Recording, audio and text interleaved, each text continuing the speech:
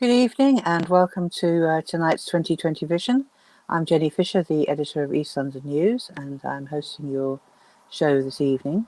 And we do have a special guest, but I must say my eye has just been caught by something else, and I've been reminded of a special guest who's not here. Yes, we did invite the Executive Mayor of Tower Hamlets Council, John Biggs, to come and talk to us about his about the strike that Tower Hamlets Unison is conducting in that borough.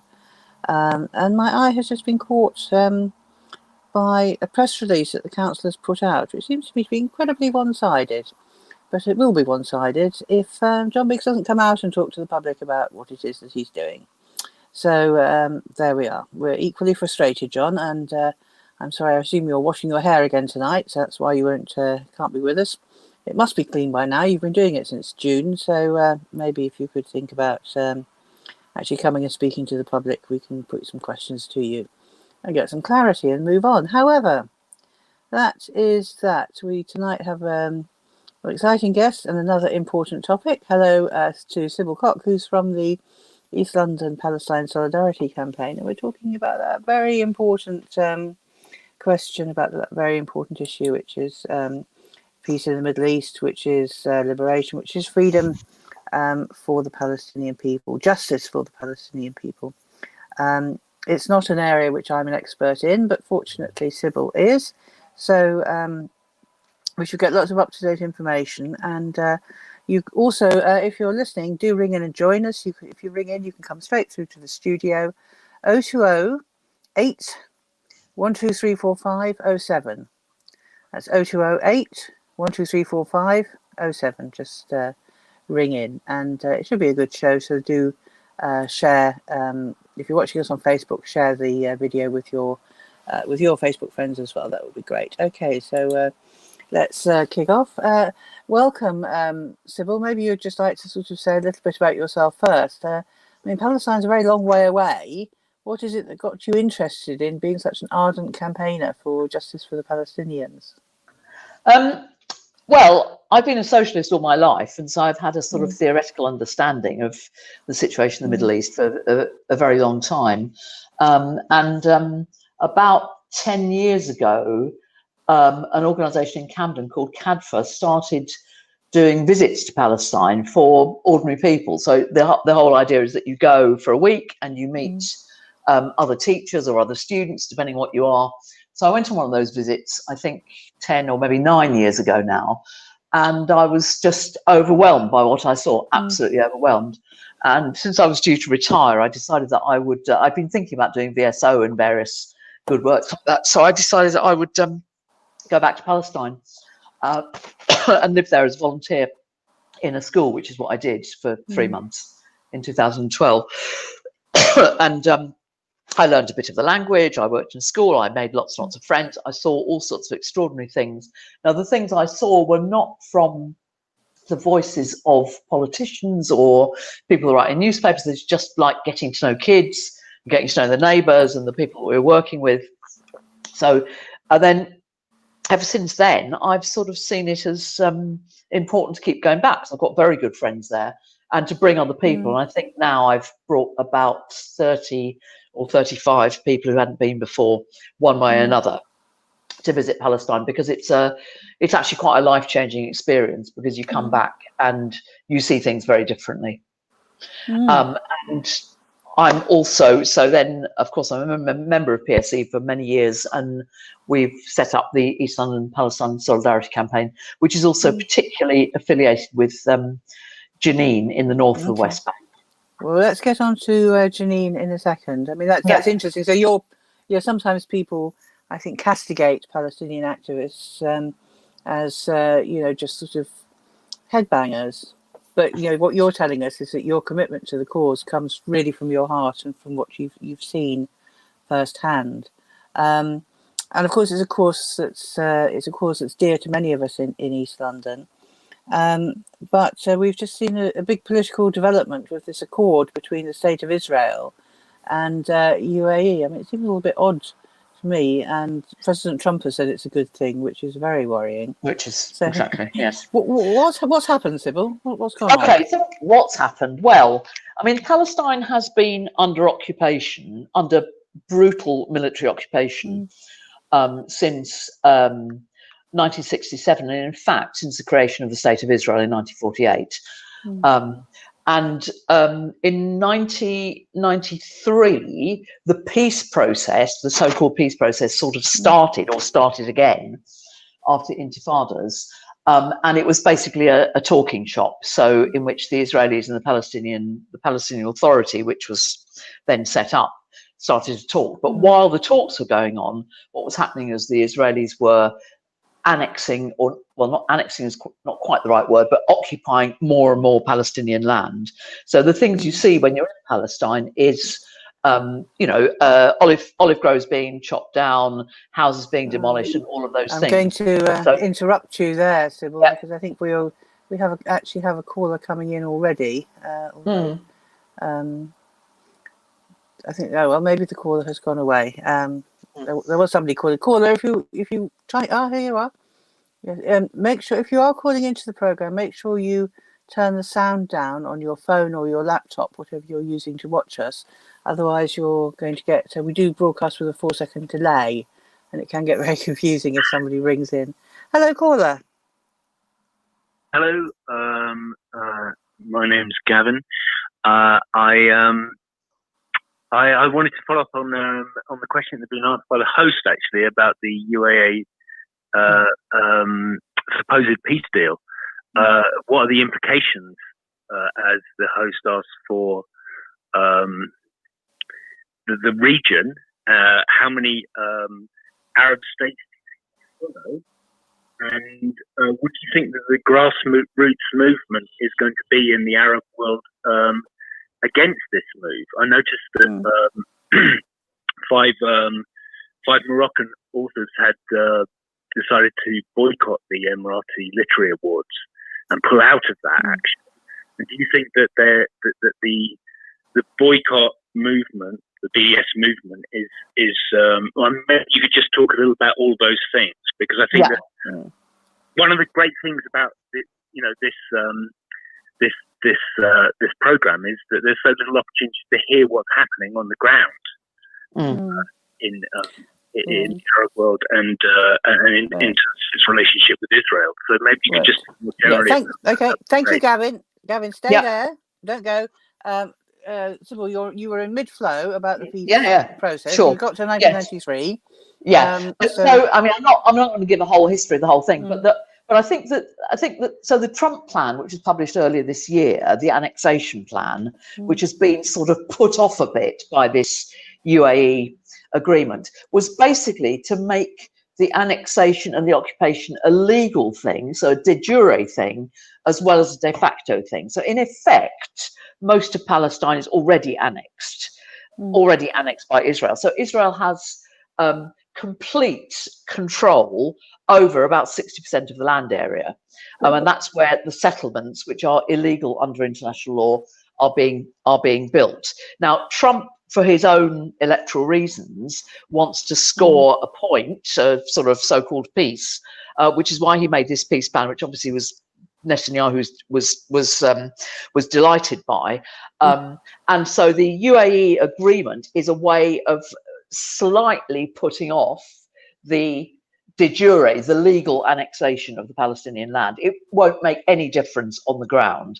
And in terms of the resistance, it is just stiffening the resolve of the Palestinians, because the Palestinians are not going away. I mean, this is the thing that when you go there, that you realize it's so remarkable that after all these years, these 72 years since the creation of the State of Israel on Palestinian land, that Palestinian resistance has not gone away. And of course, there is also a huge Palestinian diaspora who are very, very active in all sorts of campaigns across the world and across the wider Middle East.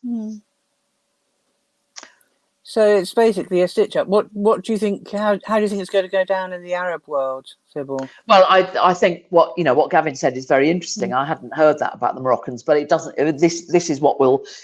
This is what will continue to happen, because in Jordan and in all the states around Palestine, which have huge Palestinian refugee refugee populations, the resistance will continue. There is no doubt about it. So this is a kick in the teeth for Palestinians from Trump, but in a way, it's not a big surprise. I mean, nobody's expecting Trump to be pro-Palestinian, and we know what Netanyahu represents after all. So it's and of course things must be particularly bad in Lebanon.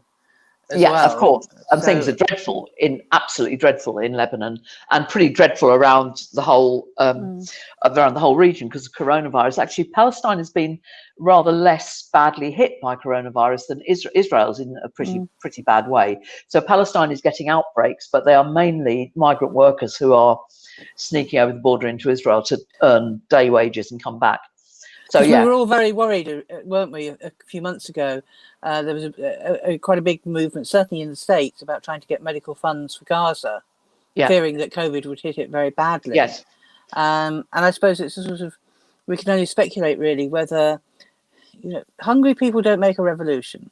Often it's when they start finding food that things move.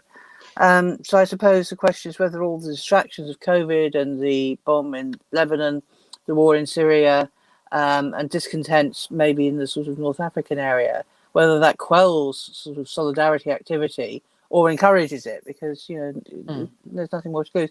Gavin, how do you feel? Do you think there's going to be a backlash in the Arab nations? Well, I think that we've seen backlashes in the Arab nations between the public and the ruling bodies of those countries over the last sort of 5 years. The Arab Spring was this huge moment and suppressed brutally in all Arab states in one way or another. So I think that the populace of the Arab world is still extremely behind Palestine, but the unelected representatives of that world are looking for some sort of financial way out, I suspect, with Trump administration. But just to come back to, I agree with everything that's been said, but I just wanted to come back to one issue, which is that one of the occupied territories that is always forgotten because it is not under the Palestinian Authority direct control is Gaza, and that is that Israel uses to what do they call it? Mow the grass. My understanding, and I just wondered whether you had any information about this, is that what has the situation in Gaza been since this UAE deal? My understanding is there's been sustained bombings for the last 7 days. That's right. About it. Yeah, I mean, that's right. It's just this makes such a nonsense of any talk, even amongst those forces trying to push it, of a peace deal. You can't have a peace deal and say, we've got a peace deal, and out of sheer joy, we're now killing you. You just can't say that. So that's right. I've heard about Gaza being bombed. It's been being bombed for the whole of the last week. Yeah. They've closed the goods crossing from Israel, and they've imposed a much tighter fishing ban. So Gaza does depend a bit on having the sea line. There's a much tighter fishing ban now, and of course, as we know, Gaza is virtually uninhabitable. People in Gaza have, maximum 2 hours a day electricity. There's very little fresh water. There's virtually no goods are allowed in. Medical goods aren't allowed in. It's extremely difficult for even journalists to get into Gaza to see what's happening. So Gaza is quite, it's distinct from the West Bank. The West Bank is relatively easy to access. Relatively easy. It's not that easy, but yeah. So and there is a lot of anger in Gaza, as we know, because the Great March of Return, which started I think 2 years ago, in which hundreds and hundreds of Gazans have been not just killed, shot, but also deliberately maimed. I mean, they have whole football teams now in Gaza, which are run by amputees, run on amputees, because they are deliberately shooting at the knees of young men to disable them. It's breathtaking, isn't it? It's just completely breathtaking. I can't imagine that such a thing is happening and not featuring in the news headlines. So anyway, we have another call coming through. So Gavin, thank you very much for your contribution. It's very welcome, and hopefully we'll have some other things to talk about, which can keep you listening. So we were on the peace process. I mean, is it solely for an Israeli domestic audience, do you think? It's not just for the Israeli domestic audience, it's for an international audience as well, because if once you call something peace, it sounds as though it's a good thing, but so this is one of the reasons why Palestinian activists talk not just about peace, but they talk about peace and justice. And Palestinians will say no peace without justice, because this is not, this is not an equal fight. This is not just some skirmish between two equally weighted and equally powerful powers in the Middle East. This is the most enormous military machine, with this vast amount of backing from the Americans and covertly from the other Middle Eastern powers and most of the EU as well, against a tiny nation of people who have no control whatsoever of their own borders. I mean, when you go to Palestine, you can't. You have to go through Israel. I mean, there is no. You have to fly to Tel Aviv airport, and then you have to be grilled by the Israelis, and they ask you what you're doing, and of course you say you're going on holiday, to go to the beaches of Tel Aviv, but in fact you're not. But if you mention the word beginning with P for Palestine, they'll send you back on the next plane. So you have to use subterfuge to get in, and even if you go in through Jordan, it's exactly the same. Palestinians can only exit Palestine through Jordan, and at the moment, because of Corona, that border is closed. Terrible. I'll just say we did have a caller on the line, but I think they couldn't be put through because we were still speaking to Gavin. So if you're out there, call. That's all right. Nothing. That's all right. It happens. So if you'd like to call, if you've tried before and couldn't get through, or if you haven't tried before but you want to call in and ask Sybil a question, then don't ask me a question because she knows so much more than I do. I'm not worth talking to tonight. Ring in. It's 0208 12345 07. So the Palestinian situation, apart from being terrible, as you've described, and unjust, has, or perhaps because of it, has inspired quite a solidarity movement around the world. I know that in Britain there's a solidarity movement, and we sort of keep plodding away. I can see we do have somebody on the line coming in. Can you hear us, caller? I can, yeah. Hello there. Hello, yeah. Can you make sure you have your devices turned off so that you can't you're just on your phone to us and you're not actually listening to the sound of the this vodcast on your laptop or your mobile. What's your name, caller? Is that okay now? It's Liam. Liam, hello there. How can we help you? Have you got a question for us? Yeah, I went one of the 35 people that Sybil brought, and obviously, like a lot of people, I think I did a bit of reading on that before I went. But the one thing that I found most stark was there's a postcard with 4 stages of Palestine and Israel, and I wonder if Sybil has that handy. If you put that up so people can see. I don't have it. Shows how much land you don't have it.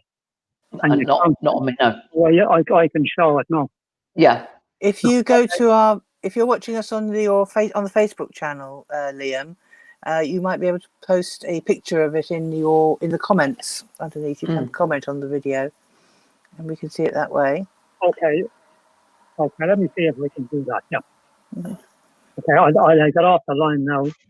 But I mean, Liam is right. It is an extraordinary thing because in 1948, Palestine was a sort of a country sort of that shape, and now it is. There is Israel, and there are these tiny little dots, which are what's known as Area A, and they're the cities in Palestine where the Palestine Authority actually has municipal control. So they run the schools and the street cleaning and the clinics and so on.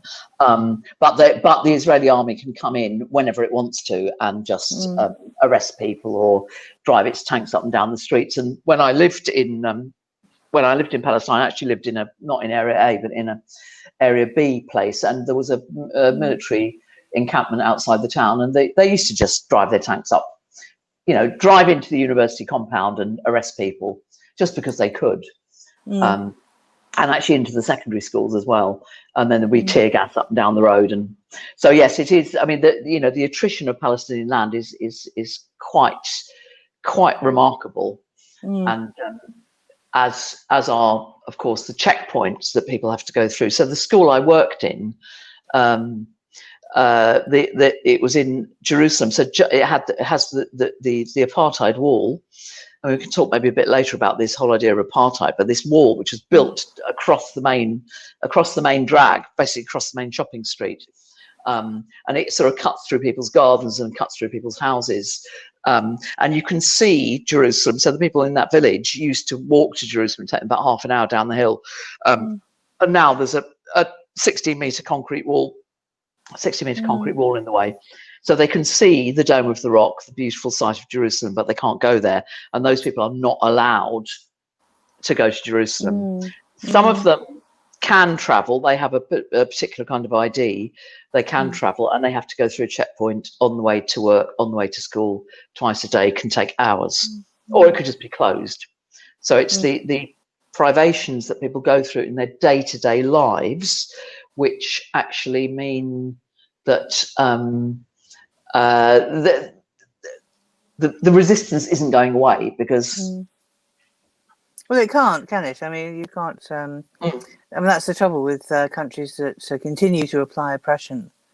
Yeah, it's not going to last, because people do react against oppression, and eventually they will be answerable for what they've done. I mean, we've seen it. I mean, my family was divided for many years by what we refer to as the Berlin Wall. I had family on both sides, unable to meet each other.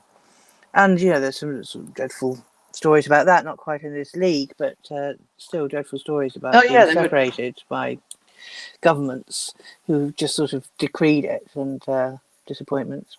So there we are. But we got on to the solidarity movement, which has been very good, I think, in the UK. How long has the East London Palestine Solidarity Campaign been going, Sybil? Well, as East London, it's been less than a year, but it was Tower Hamlets for a long time. And Newham had a branch of PSC, but it didn't quite. It kept collapsing because PSC is very dependent on its members.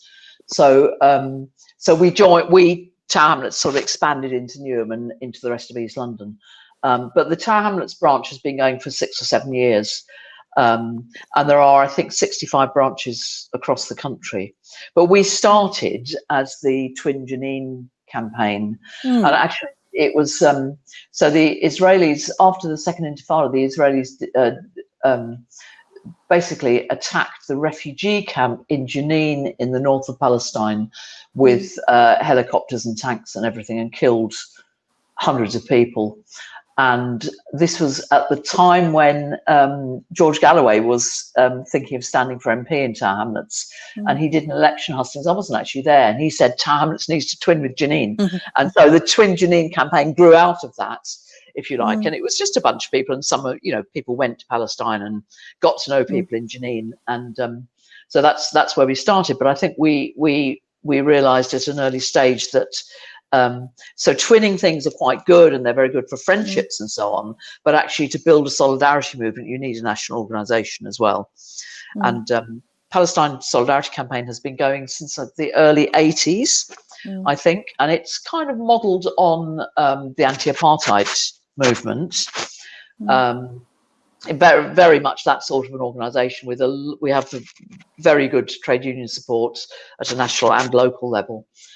So the GMB, Unite, Unison, the NEU, and actually all the other unions actually support and actually partly fund PSC and get involved in national actions.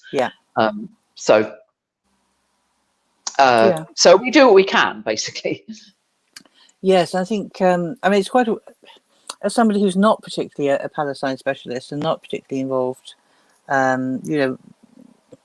other than trying to sort of support what's going on. Sorry, I was just checking to see if that postcard has come through. I think it's the range of activities that is very inspirational. Really, it literally does seem to be whatever you want to get involved in. There's goods you can purchase, there's demonstrations you can go on. I know that in Tower Hamlets in East London, you have an annual summer gathering, which I guess didn't take place this year. But there's quite a wide range of yes, and then there's the events. bike ride, of course, which was quite a big thing. Do you want to tell the story of the bike ride? It chimes in quite well. Hang on, I think we've got another caller. You've got a caller through. Yes, hello, caller. Can you hear us? Hi, I can hear you loudly. And can you hear me? Absolutely. Yep. And what's your name, caller? Hi, my name's Joseph. Joseph? Yeah. What would you like to ask us, Joseph, or what would you like to contribute? So what I'd like to contribute is I'm a member of the Jewish community, and one of the things that's always confused me is the level of interest in the Israel-Palestine conflict. In 2019, so last year, there were, I think, 42,000 people killed in the Afghan conflict, 21,000 killed in the Yemeni crisis, and then 11,000 in the Syrian conflict, 2,000 in Iraq, 2,000 in Libya, nearly 3,000 in Somalia. And there was only 100 killed on both the Israeli and Palestinian side of the Israeli conflict, the Israel-Palestine conflict. And what's always confused me is the huge level of interest in what is effectively the world's only Jewish country. If you looked at the Labour conference under Jeremy Corbyn at the NEC Brighton, it was a sea of Palestinian flags. Now, if you could imagine the Conservatives were to hold a conference and it was a sea of Israeli flags, everyone would be talking about the Israeli lobby. I think we're getting quite into hypothesis here, Joseph. Let me just hold you for a second. Can I suggest, I'll let you come back in a second, but before Sybil gives an initial answer, can I just talk a little bit about, I was just talking to Sybil before we came live, about an organisation based in the States called If Not Now. And I don't have any particular brief for them or even any contact details, but if you want to go on the internet and look for If Not Now, it's an organisation of Jewish people who live in the United States, and they're very interesting in terms of how they fight both anti-Semitism, but also for Palestinian freedom as well. And they put it very well why they feel those issues are linked. And I've actually got a graphic in front of me now, which is they're currently gearing up to get involved in the US presidential election. And they have 5 statements that say, our future is black liberation. Our future is immigrant rights. Our future is Muslim inclusion. Our future is Jewish safety. Our future is Palestinian freedom. So I think that's a very good organisation to explore in terms of why they've linked those topics and what they have to say about that in the interest of sort of wider debate. But Sybil, do you want to come back and talk about why it's such an important issue? And then we'll let Joseph come in again. Okay. Yeah. Thank you. Yeah. Yes. I mean, it's very interesting what you say, Joseph, because I mean, I've kind of had this discussion a few times before. This is not about a tally of how many people are killed. Okay. You're absolutely right. Far more people killed in all sorts of other places around the world than in most years in Palestine. I would add that the vast majority of people that are killed in, if you want to call it the Israel-Palestine conflict, are actually Palestinians and not Israelis, certainly in recent years. But the point about Israel's occupation of the Palestinian land, which is what happened in 1948 and was then extended in 1967, is that what Israel is trying to do is to displace Palestinians. And it's quite clear from the stuff that's been going on recently with Trump and the peace plan, what the Israelis want is for the Palestinians to leave the land of Palestine, to leave the whole area. Okay, so Israel will not be satisfied until the whole of that region is populated entirely by Jews. Okay, so that's why it's a different sort of conflict to the other ones that you mentioned. And the fact that the Palestinians were there when the State of Israel was created, they were driven out of their homes, many were massacred, many of them became refugees, they were then prevented from going back to their homes. Even those who are still live in Israel. So in other words, but the Palestinian citizens of Israel, there are some 20% of the population of Israel are actually Palestinians. They can vote, but they don't have equal rights by any means within Israel. But the people that are living under military occupation, and that means day-to-day brutality, children being arrested in the middle of the night, blindfold, 12-year-olds taken away from their parents and taken to an Israeli settlement. Now, those settlements are illegal under international law. So this is a different scale of conflict that we're talking about here. Okay, I don't know if that answers part of your question. Thank you for that, Sybil. Joseph, do you want to come in again? Yeah, that's okay. Thank you for covering quite a lot of ground. So I'd like, if possible, respond to just a few points. So I think first, just to respond to the If Not Now organization. So I think one of the messages you read out was Jewish safety, which I think is absolutely pivotal. It's one of the most, as I'm sure you know, the Jewish people have been persecuted in most of the lands that we've lived, unfortunately. And Israel has actually been a place of refuge for many of those Jews. And so the Jews who fled massacres in the Arab world settled in Israel. Now, over 50% of Israel's Jews today descend from the Middle East and North Africa, from communities that fled persecution. And it was the remnants of the Jews that survived the Holocaust. Many of them found sanctuary in Israel. And so I completely agree. And so for most Jews see Israel as a place of safety. Now, to come into one of the most important points, which I think has been covered by Sybil repeatedly, I've been listening at the beginning, is this concept of, she mentioned that Israel wanted to replace all the Arabs with Jews. And I think if you actually look at the facts on the ground, you will find there is not one Palestinian Jew. Jews are denied under Article 6 of the Palestinian National Charter. They're denied citizenship in any Palestinian state, and they're not allowed to become Palestinian.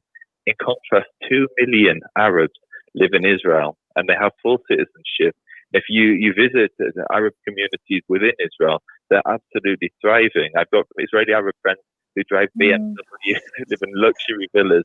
And so the idea that Israel is trying to ethnically cleanse, which is effectively the suggestion, the Arabs from the region, doesn't tally with reality. In contrast, when Jordan occupied the West Bank in 1948, they occupied it until 1967. They did actually ethnically cleanse the Jews from the West Bank. And so there were no Jews that remained. You had the ancient communities of Hebron. Actually, Hebron was emptied in 29 of its Jews. But you had ancient Jewish communities that had lived there for centuries, just like Arabs had lived there for centuries. And they were ethnically cleansed under the Jordanians. And my final closing comment in response to what Sybil was saying is she keeps on talking about 1948. And before 1948, there was a country called Palestine. There actually was no country called Palestine. What you had was British mandatory Palestine. And before that, it was controlled by the British. It was the British mandate of Palestine. They were given the mandate on the condition they establish a Jewish national home. And before that, it was Joseph. Can I stop you there? Joseph, I'm gonna ask you to just pause for a moment, please, because we're getting into quite a lot of history, and I think you have to get into a lot of history to understand the whole subject. And if we were just sat in a pub, with 3 hours to spare, I'd be happy to have an exchange. But I think you put a point of view, and this program, is happy to listen to that point of view. But essentially, we have a bit of a bigger agenda. I would just say to you that half of my family were actually persecuted by the Nazis, lived in Nazi Germany, were deported, suffered privations, which I don't personally talk about because they are so horrendous. You can't unsee them when you have seen those pictures. So, I would have sympathy for Jewish people who've suffered in the Holocaust, which as one episode in a long history of suffering, I would have a lot of sympathy for that and want to defend their safety. But it can't come at the expense of oppressing others. And all I can say is, as Joseph said, I think Joseph's gone now, but as Joseph said, there was a time when we had Arabs and Jewish people living in the same country, and that's what we've, in my view, got to return to. And I think, if it's a case of safety, there are a lot of people who are oppressed, and I don't want to get into the hierarchy of oppression. Who's more oppressed? If you're oppressed, that's it. That's good enough. Good enough. We take action against it. Let's just open all the borders. And, Absolutely. And let's open countries to refugees. So sorry, I've had my little say there. No. Joseph, are you still with us? Yeah. You went. Yeah. Yeah. Okay, so can I just say a couple of things in response to that? And then we need to move on. Just very briefly. I mean, you, Joseph, you actually used the word ethnic cleansing. I think I hadn't actually used it, but the ethnic cleansing of Palestinians from 1948 is a well-established historical fact, and the founding fathers of Israel wanted there to be no Arabs in the land which they believed they were given by God. That's the first thing I wanted to say. The second thing, I can't comment on the situation in Jordan before 1967 because I don't have that knowledge. But the second thing to say is that anti-Semitism is a vile scourge, is absolutely evil, horrible, horrible thing.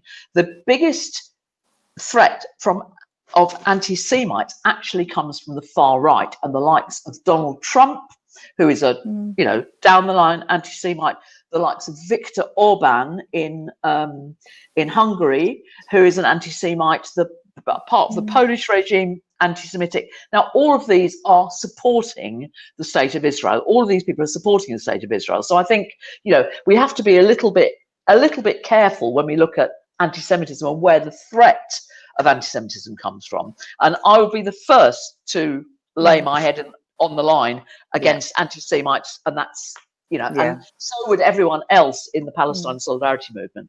Yes, I think East London News has reported on incidents of anti-Semitism, and I think all we can hope for is really just as well. I mean, I remember when I was a young child, sort of hearing there were problems with Catholics and Protestants in Northern Ireland, and dialogue has found a political solution. And that's what we have to have, a political solution, not a political imposition, and not a military solution either, in my mind. So I would say, let's work for the safety of Jewish people, and but not at the expense of authority. Okay, so I think we'd like to say goodbye to you now, Joseph, but thank you for joining us, and thank you for coming through to a programme that was not set up. One last word, Joseph. I listened very, very, I listened. Would it be possible to respond? Yeah. Okay. Thank you. So Jewish safety is absolutely essential, but as Jews, we don't want to be dependent on others to provide that safety for us. Yeah. In the past, we depended on people to save us from the Nazis, from the Inquisition. And at times, we've had host nations that have been incredibly. They've opened up their cities to us as places of sanctuaries. But we can't depend on the benevolence of others to save us. And that's essentially what Israel is. Israel is Jewish safety. And I really would ask Sybil, she didn't really touch on it. And it's, why are there no Jewish Palestinians? Why are there no Jewish citizens of Palestine? Why are there no Jews that identify as, yet there's 2 million Arabs, because we keep using this language of apartheid.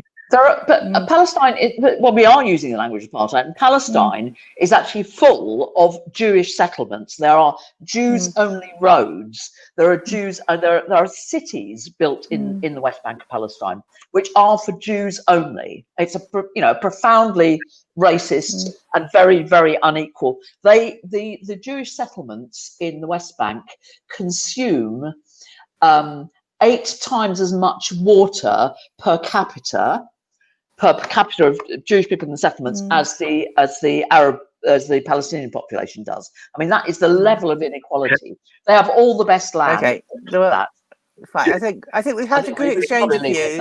But Joseph, I'd like to move on. Thank you for your call. In those settlements, we have heard your points, Yeah. Joseph, but we need to move on now.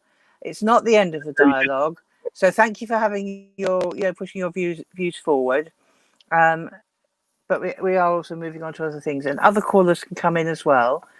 Phone us on 0208 1234507 and join the debate. So sorry to cut that off, but we do want to now talk a little bit about on Saturday. Saturday is a National Day of Action against arming Israel. I think we've got a little graphic that we could actually show of events going on. I think we've got that here in our studio. Yes, there we that's are. right. Yeah. That's the national graphic that's being used, and I think we've got some events locally We as have. well. So do you want to tell us what we're doing? I will. First of all, why is there a National Day of Action on arming Israel? Who's arming Israel? What's all this about, Sybil? Can you explain this to us? Right. Well, lots and lots of people are arming Israel, including the British government, the American government, and all sorts of other people. So what PSC and the worldwide Palestinian Solidarity Movement is involved in is a campaign called Boycott, Divestment and Sanctions. And this is very much modelled on the model that was used in the 1980s, which of course I remember, against South Africa. And eventually we got boycotts, we got divestment, and we got sanctions, and we then got a move towards justice and equality in South Africa. So the BDS movement is a movement of grassroots Palestinian organisations, so Palestinian civil society. And what they do, there is a Boycott National Committee in Palestine, and what they and we do is we target slightly selectively firms which we believe to be particularly complicit in arming or in the occupation. There is in fact a United Nations list of several hundred firms which are complicit in particular in the illegal settlements. There are firms like Hewlett Packard who make the software and the hardware for the checkpoints and for the detention of children in the prisons. There are all sorts of different firms, and at various points we will target all of those. We've targeted Sainsbury's in the past because of its selling of settlement goods, which it claims are Israeli, but they're not. They're made in illegal settlements. At the moment, because of the invasion of the ground invasion of Gaza 2 years, the siege on Gaza and the attack on the Great March of Return, which 2,200 Palestinians, nearly a quarter of them children, were killed. Because of that, we are focusing very much on armaments in particular. So the UK government allows millions of pounds worth of weapons and other technology to be sent to Israel. And in particular, HSBC is a bank which provides loans and services to a whole range of companies that supply Israel with weapons and other technology used to attack Palestinian civilians. They include Raytheon, whose components were used in Israeli weapons in the assault. Okay, so that's why we have been targeting HSBC, and that's why on Friday and Saturday across the country, we're doing a separate action on Friday in Tower Hamlets as well. We are targeting HSBC banks because most customers of HSBC don't know. So on Friday, we are going to be outside the East London Mosque talking about HSBC. There's one opposite. And on Saturday, we're going to be in Stratford Shopping Centre doing that as well. That's excellent. Okay. Sorry, I'm just getting a bit distracted here as I'm trying to keep track of some of the comments. This is the coming. You get comments here. Yes, this is the leaflet that we will be giving out. Stop arming Israel. It's a fairly straightforward message actually, which actually goes down very well. And we always get when we do these stalls, we always get a load of new supporters and a lot of interest. Yes, I did actually meet somebody who was one of the originators. I won't name them, of the apartheid disinvestment campaign, and I remember him remarking that at the time the campaign to disinvest from South Africa was actually targeted at businesses, and a lot of people thought, oh, it's all about buying oranges, And I'm okay. I haven't bought any South African oranges for years. But it was actually more targeted at businesses. And I'm just wondering, sort of, that's pretty much what you've done by targeting that particular bank. But it does make you think also about individual purchasing.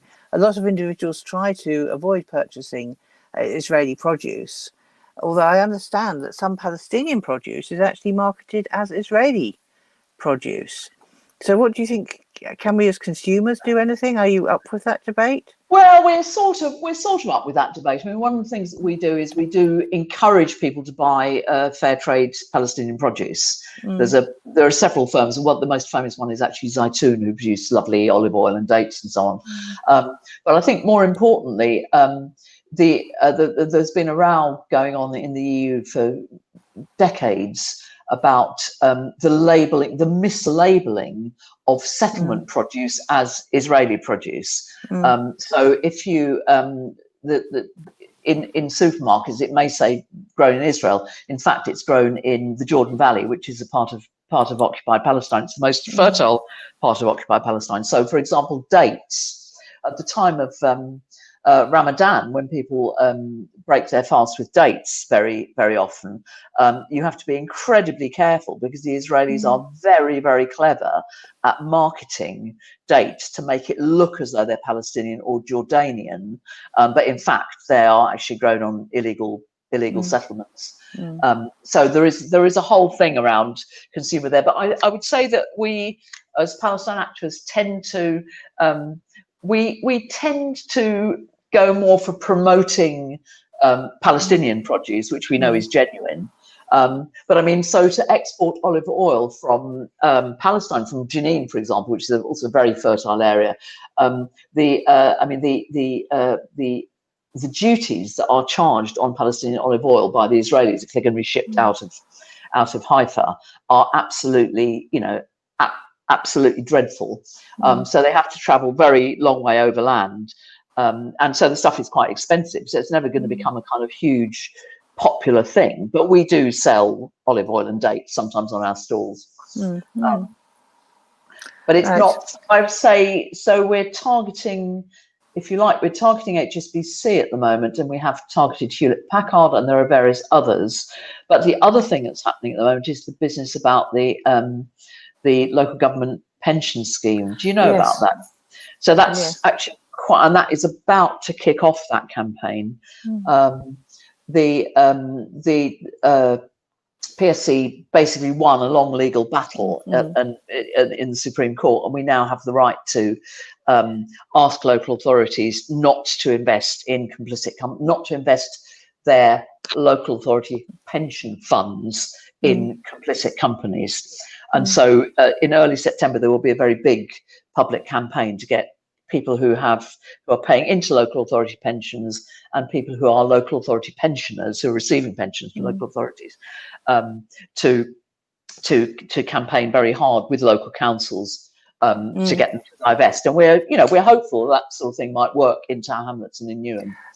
Yes, I mean, I think that would be very interesting. I know that activists in the local Labour parties have discussed this, although not for many years. What was and wasn't possible, and for a while it wasn't possible, as you say, and then the victory came, and some people who are active in the Palestinian issue spent a lot of time trying to convince councillors to pick it up and so on. I don't know who is actually on those councils who is there's a dealing with pensions, but there is a pensions committee. There's always a pensions committee. There's a pensions committee, but the difficulty with Tower Hamlets and all the London boroughs is that what the pensions committee has done is to basically push the responsibility for the investments onto some very shadowy body called the London Combined Investment Vehicle, which is not democratically accountable. Well, it's sort of vaguely accountable to the pensions committees, and they're quite a shady bunch. But anyway, we're going to be writing to them. We're in the process of a sort of letter writing and emailing campaign, which I hope we will get people from the local Labour Party involved in. Right, so let's just recap. Friday, that's tomorrow. Is it tomorrow? No, it's not tomorrow. No. Friday. No, it's rubbish. Friday this week, 12:30, down to the East London Mosque, and with the aim of going to across the road to an HSBC bank. And then Saturday, go and find an HSBC bank in Stratford. What was the time on Saturday? It's 1 o'clock. 1 o'clock, go to Stratford. And where's the meeting place? The meeting place is the old, not Westfield. No. No. The old Stratford shopping centre. So outside McDonald's is the meeting place. Yes, a nice normal place, not that. Yeah, a normal sort of place. I don't forget Westfield. It's horrible. Yeah. But there is an HSBC in the mall there, and we will be selling a few keffirs and a few little things. We'll have some flags and make a bit of a noise, and people talk to us, and And the other thing we want is for local activists on Palestine to contact the East London Palestine Solidarity Committee. That's activists in Tower Hamlets, Newham, and all points east, Barking, Dagenham, and Redbridge. Yeah. There are good people in Barking, Dagenham, and Redbridge, and they need to get active on this. And we need to see what we can do about the pensions issue. Yes. And I appreciate it's sort of been hived off a bit, but there's no reason why the authorities who've hived it off can't actually follow it through and hold its hived entity to account. Yes. So we need to do something about that. So let's see if we can actually. Yeah. So we have a little Facebook page, and we also have. We're rather pleased with this. Our new contact card, which we just had printed. And we have an email address, and we have a MailChimp. So we send out bulletins which Jenny, because you get them. Yes, I do. Yes. But we have about 900 people on it, and obviously we're always looking for more people to get involved. So it's really a question. I bet those 900 people include people who just really can't be dealing with the issue of pensions.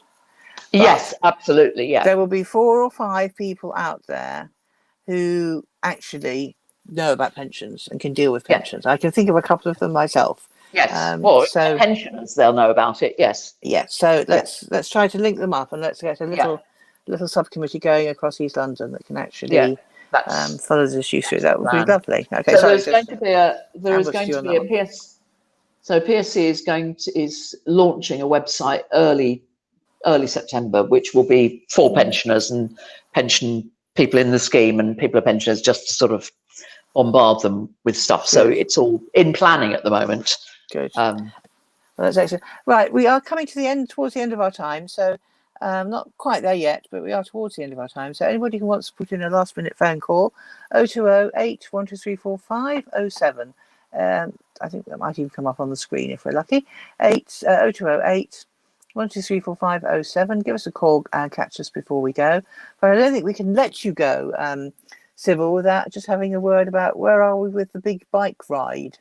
Oh, the big bike ride. Yes. Well, so the big ride for Palestine is a bunch of cyclists. They're nice. I'm not much of a cyclist these days. And for the last 7 years, they've been doing rides across different bits of England, usually ending in London. And last year, for various reasons, they decided to have a day that was just London. And they thought it would be nice to end in a nice park somewhere. And somebody said, Alta Valley Park, that's a place of great history, isn't it? And, we all love it. And so I said, yeah, great idea. Look, let's go through the motions and sort of apply. So I got this form from the council, which was obviously very long and rather complicated, but I mean, fair enough, they have to. And what we planned was, end of July. We hope the weather's nice. Have a little bit of Palestinian cold food. Have a few kefir sales. Have maybe a bit of face painting. I don't know, that sort of thing. A few speeches and welcome the riders. And they would have been coming bombing down Whitechapel High Street past the mosque, and big crowd to welcome them. They need to be fed. So anyway, that's what we had in mind. Just a few speakers, anyway, so I filled in this form and didn't hear anything. I thought, well, that's not that surprising. And then this, of course, relates to a decision that was made by the council 6 months previously, which was to adopt the IHRA definition of anti-Semitism. Which and not only the definition, but actually a definition which was actually worse than the one that the Labour Party had recommended, because it had no there was the version that the council adopted had nothing in it to safeguard in any way discussion about Palestine.